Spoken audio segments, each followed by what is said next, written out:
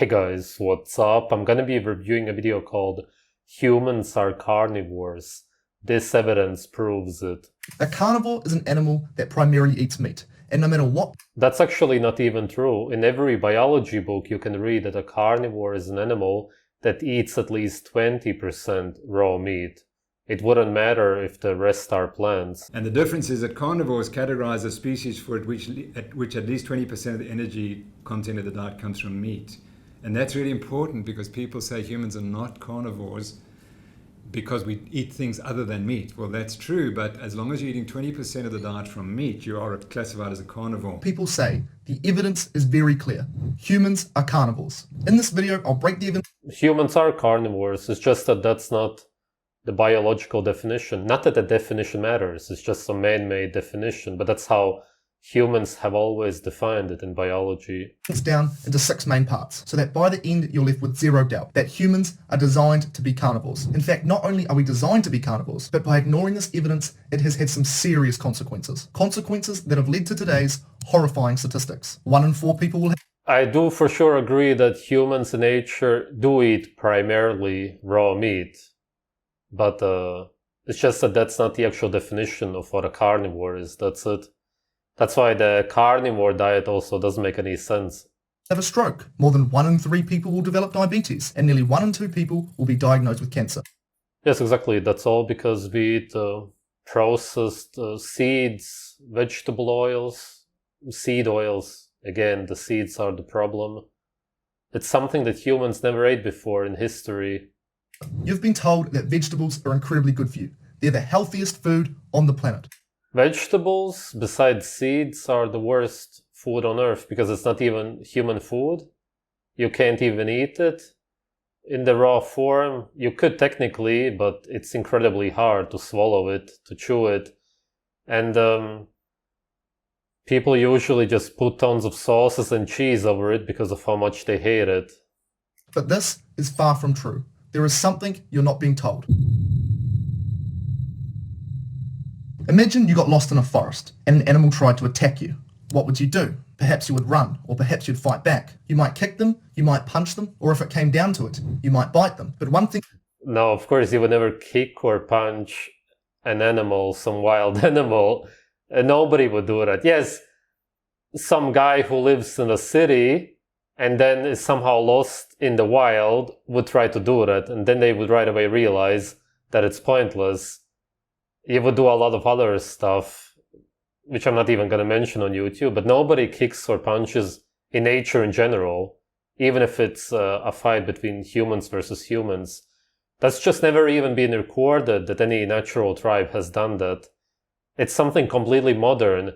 Punching and kicking is the same as eating vegetables and seeds. It's something that humans started doing now in the last 100 years. Before that, there's no records of humans ever doing it. We do know is that you wouldn't just stand there defenseless and let the animal attack you. Of course you wouldn't. And that's what every single animal on the planet does. They physically defend themselves one way or another. They want to survive. But plants don't have this luxury to fight back. They are stationary. They can't move. They can't do anything. This means they have no way to defend themselves. Right? Wrong. The way plants defend themselves is actually much more deadly. Plants are certainly not defenseless. Like every other living organism, they want to survive and reproduce. To defend themselves, plants aim to deter and potentially kill anything or anyone that tries to attack them. And yes, that still includes us as humans. Plants are trying to kill you. They defend themselves with something known as biowarfare. In fact, every single plant... Yeah, I've got tons of videos about this. So yeah, oxalates, kidney stones, tannins, gut irritators, protein inhibitors, it's all there. The flavonoids, which the vegans always promote, they believe that they are healthy. Yeah, obviously, he's completely right about all of this. When your gut is inflamed, it's unable to function properly, and therefore it creates a lot less of these hormones. Lectins and oxalates are just 2 of thousands of different defense compounds that we've identified. Now, I'm sure you're sitting there and thinking to yourself, this bloke, he's got a terrible haircut, maybe a terrible moustache too. However, what he is saying does kind of make sense. But if these defense compounds are so... Actually, what is this trend nowadays of young guys only having mustaches? It's weird. It usually doesn't look good. toxic, Why is it that herbivore species, such as gorillas, cows and goats, can live exclusively on plants without getting sick? Well, there's a very interesting reason why animals can do this. Because here's the thing, if us humans ate the food that they ate, we simply would not survive. Here's why. The concept of a species-appropriate diet is the most important concept in nutrition and overall health. Any species who does not follow this concept will quickly become very fat and very sick. This is very clear amongst wild animals. Wild animals do not get our human-like diseases, but if they switch diets, they get very sick. For example, wild dogs have very little disease, but when we domesticate these dogs and change their diet from a carnivorous diet to a diet of dog foods such as kibble, they then begin to get very sick. In fact, the average lifespan of a golden retriever has gone from 17 years old in the 1980s to 10 years old currently. This is a direct consequence of the way we feed them. Yeah, it's crazy how brainwashed people are that they even feed their dogs the wrong food. And that's how lost people are. They don't know what to eat themselves. And that's why they also feed kibble to their dogs. It makes zero sense to do that. Zookeepers, they certainly know about this. If you go to any zoo, you will see large signs saying please do not feed the animals. They know that when their animals eat human food, they get sick and they get fat. But how does a species-appropriate diet work? And how does this affect us as humans? Every animal is designed to eat a very specific food. If an animal eats something for a very long time, it will begin to develop adaptations that are suited to break down that food. The diet of a goat is very high in grasses and leaves. In these grasses, there is a defense compound called tannins. Tannins work quite similar to oxalates. They also bind to cells and cause inflammation. However, in the example of goats, they have an enzyme in their saliva called tannins. When a goat eats a plant with tannins present, tannins will break it. Yeah, exactly. I've talked about this also in my videos. And the squirrels, for example, have phytase, which helps you with phytic acid. And people who argue that we should be eating plants don't understand that there's animals out there who have these specific chemicals which they themselves produce, which help them to eat seeds and plants, grass, even flowers, all of which humans cannot eat and break down. That's it. There's nothing magical about it. It's just purely nature. These animals were created to eat plants and seeds. And because we do not create these chemicals, we are not created to eat plants and seeds. That's it. You really don't need to know anything else. It's just that most people are unaware about this. Good that he included it in the video. Down so it doesn't affect them. However, when humans consume tannins, we have no way to break it down, and therefore it causes a lot of inflammation. Goats are also a type of animal known as a ruminant. All ruminant animals, whether it be cows, sheep or goats, have a stomach with 4 chambers. This allows fermentation of plants. During this process, the structure of the plant material changes drastically. In fact, it changes so drastically that fiber is turned into short-chain fatty acids. A gram of fiber counts as 2 calories for goats. Exactly, that's what I've also talked about a lot many years ago already. I was actually one of the first guys on YouTube who even talked about these topics. And that's exactly why it's funny that vegans, for example, will say that you shouldn't eat saturated fat, when in reality these animals they are trying to protect, they eat the fiber and turn it into saturated animal fat. That's why they have the fat that we then eat. But for us as humans, we essentially have no ability to ferment fiber. So when we consume fiber, it goes straight through us and counts as 0 calories. Shortly, I'll break down why this energy extraction process is so important. But not only does this process allow them to extract energy, it also allows them to break down the defense compounds present in the foods that they eat. Humans try to mimic fermentation with methods such as... Yeah, and the people used to do this when they were starving during famines. But of course, you can't actually break it down even if you ferment it. It's slightly easier on your gut, but the reality is that if you eat a plant-based diet, you will still have a lot of gut discomfort. You will produce a lot of gas, your gut will be inflamed, as he said in this video. Everybody knows this. That's why we're just not supposed to be eating seeds and vegetables. And that's why those animals can do it without any real problems. Sauerkraut, but doing this only breaks down 50% of the defense compounds at most. To see why humans are carnivores, you don't have to look far or hard. The first way we can see this demonstrated is through our highly acidic stomach. The reason carnivores need a much more acidic stomach than herbivores is because meat goes off a lot faster than plants do. So it's a lot more prone to bacterial growth. Certain bacteria are very harmful. Anyone who's ever had food poisoning already knows this. This is what... That's interesting. I think that I told this guy, because I reviewed another video of his about raw versus cooked meat, to look at my video about bacteria and parasites. Maybe he didn't watch it, maybe he didn't get it, or just doesn't believe it. But he should really look into it more, because I've never seen any evidence of harmful bacteria. Show it to me, I'm open to it. The whole germ theory is very recent, and people never used to believe in it up until then. And it's still just some empty belief. We still actually haven't had any proof for it. It's just something that people believe. They can't actually show it. Happens when bacteria is not broken down properly. So having a highly acidic stomach is essential for any carnivorous species to break down this bacteria so it doesn't cause harm. Acidity is... Yeah, but again, there's no proof for this. The acidity is to break down the food, and if there's any toxins, poisons in the food, then the acidity also helps. Why do you think if you get food poisoning, you crave lemons, something very acidic? It's to neutralize and destroy the poisons, the toxins in your stomach. That's it. Everybody knows this. That's what food poisoning is about. That you want to break down some bacteria is something that you would have to prove, which you can't, because there is no proof for it. Measured by pH. How pH works is the more acidic something is, the lower the pH. Humans have a stomach pH of roughly 1.5, very similar to other carnivorous species. Yes, exactly. Sometimes even measured at 1.3. It's very low, or the acidity is very high.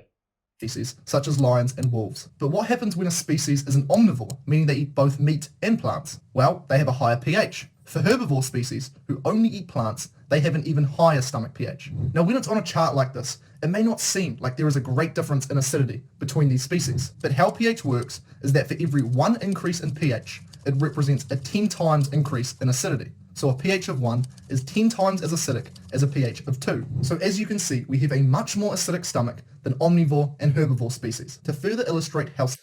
Yeah, exactly. I've also talked about this all.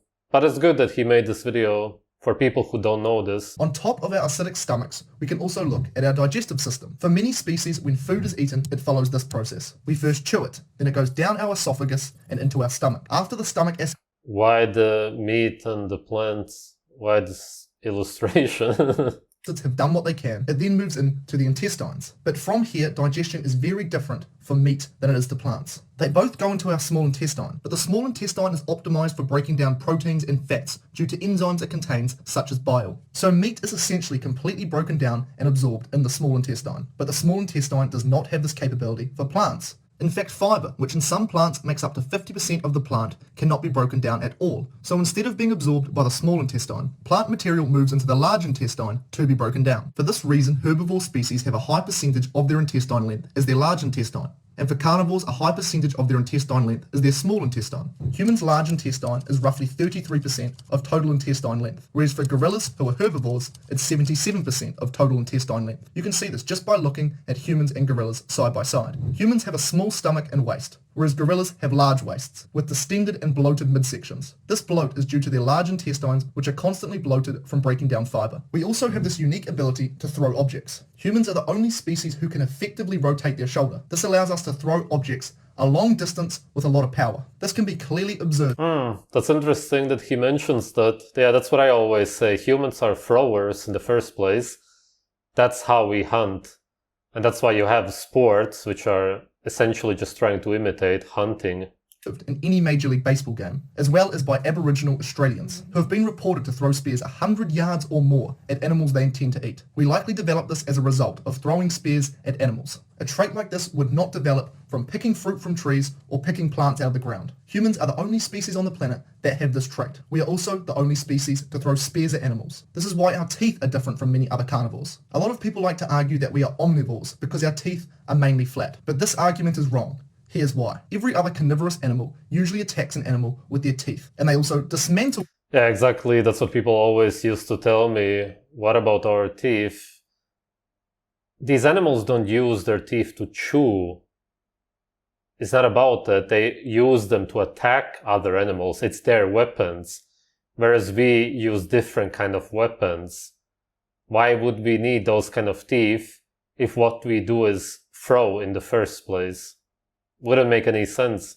The animal with their teeth. But we have no need for massive sharp teeth because we use tools to hunt and cut up the animals we consumed. We also used intellect, such as the case with the Blackfoot tribe in North America. They would form strategic patterns to herd buffalo close to a cliff, and once close would frighten them with fire and noise. This caused them to panic, but the thing with buffalo is they are herd animals. So when they are frightened with only one direction to go, as soon as one buffalo ran towards the cliff, the rest would follow, resulting in all the buffalo falling off. Yeah, exactly. We always used our intelligence and throwing as weapons. Those are our weapons, naturally. That's why almost every tribe on Earth made bows and arrows. It's just naturally in us to create weapons and tools. That's what our hands are for. People who argue against this ignore why we even have hands to create, why we have this brain. That's the whole purpose of it.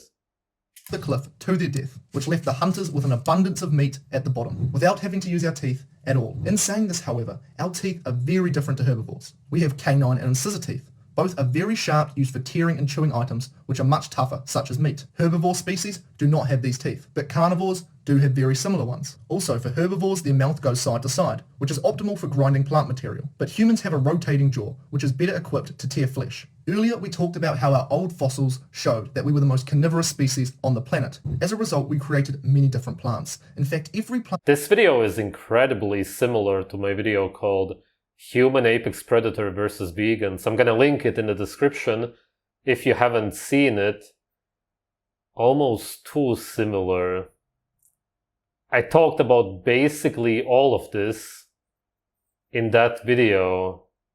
And he did comment on my video. I wonder if he saw it and then took a lot of the ideas from it. But whatever, at least it's getting out there. It's super similar, and these images also, I don't think that it's a coincidence.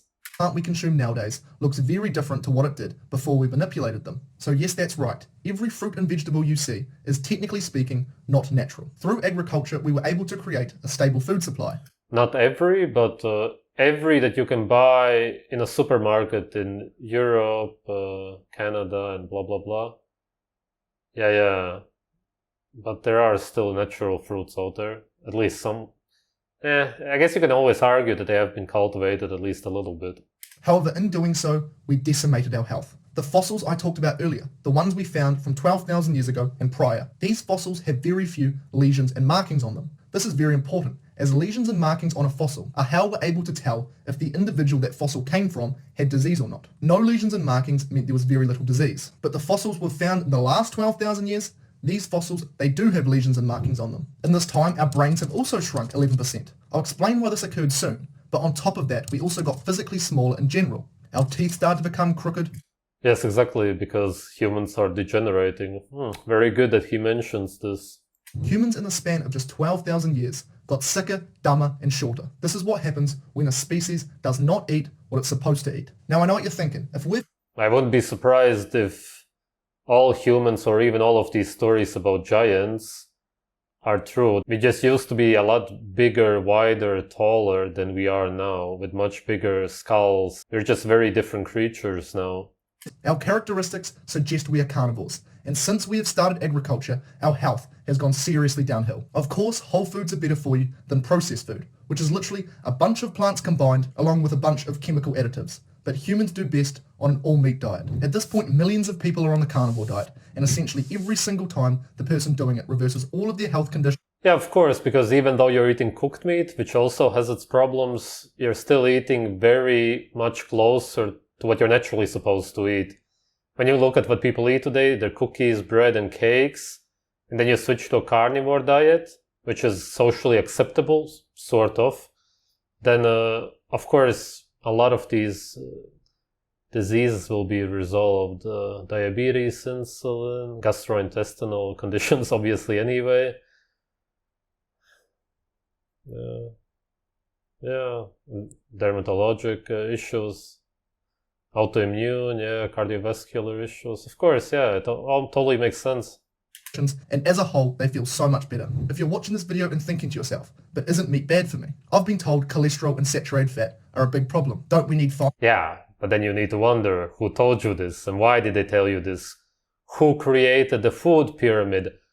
Who created the pasteurization of food? Look into all of that, and then you will realize what's going on. Well, here's the thing. The experts have got it wrong. That's why we're all sick. It was a good video, even if he did get most of the information from my human apex predator video. The chances would be 1 in a million that he coincidentally talked about exactly the same topics that I did, and even showed the same photos. Still, people need to hear this, the ones who don't understand what we are naturally supposed to eat. That's why you will also understand why you feel automatically better when you switch to eating mostly meat. The carnivore diet essentially promotes eating 0 carbs most of the time. Sometimes they eat dairy and sometimes even honey, but usually they say 0 carbs or super low carb. But that's also not possible. I don't think that he talked about this in this video. And you can do it, but you're not going to be healthy long term. You're going to have crazy carb cravings. That's why you can see that every major so-called carnivore YouTuber is obsessed with carbohydrates. Sure, humans have always tried eating mostly meat. If they couldn't, then they would find anything else they could eat. And even if they had tons of meat and they would find a fruit tree, then they would still eat the fruits. It's not as if all of the fruits came out of nowhere and were just magically cultivated out of nothing. They have an origin. The origin had more seeds. These fruits were maybe not as sweet, although some are pretty sweet, even the wild ones. But that doesn't mean that we never ate fruits and all of them were inedible. It just means that the fruits that we have in supermarkets today are very mineral deficient, have very few seeds or no seeds. The skin is also very thin, whereas it used to be usually a lot thicker. There was a lot less fruit flesh. That's all true, but it doesn't mean that we just never ate carbohydrates. And the most important part is also that depending on the animal, the liver can have a lot of carbohydrates. If it's fresh, the blood also, even the muscle meat. That's the thing, we buy meat from supermarkets, it's already dry, then we cook it, it becomes even drier. The water leaves the meat, and then we eat this overcooked piece of meat, and it's only muscle meat anyway, compared to eating freshly killed animals with the blood, the glycogen, in the muscle meat also, the organs, the liver and everything. It's a whole different experience. It tastes a lot better also. And if anything, it's actually closer to cooked meat compared to buying some frozen or dry meat, and if you eat it raw from the supermarket, because it's very warm and a lot softer even. Even if you eat raw meat, which is a lot softer than cooked meat, still, when you buy it from a supermarket, it's going to be drier. It's not the same anymore. It's just a whole different experience when you eat freshly killed animals. Not only the eating itself, but the experience of hunting and everything just changes you as a human being. This is something that we don't experience at all anymore. Which is why, yes, the carnivore diet is good compared to what most people eat today, But people should actually go back to their actual natural roots. Hunting or buying animals from a farm at least, and slaughtering them yourself, butchering them yourself, and eating the meat right away, drinking the blood freshly from the animal, that's what you really need to experience for your own health, the health of your family. This overcooked zero-carb diet of cooked muscle meat is better, but it's by no means ideal. It's not even really close to ideal. The health differences between eating freshly killed animals raw and some cooked dry meat from the supermarket is very noticeable. You will right away see if you try it. Thanks for watching, guys.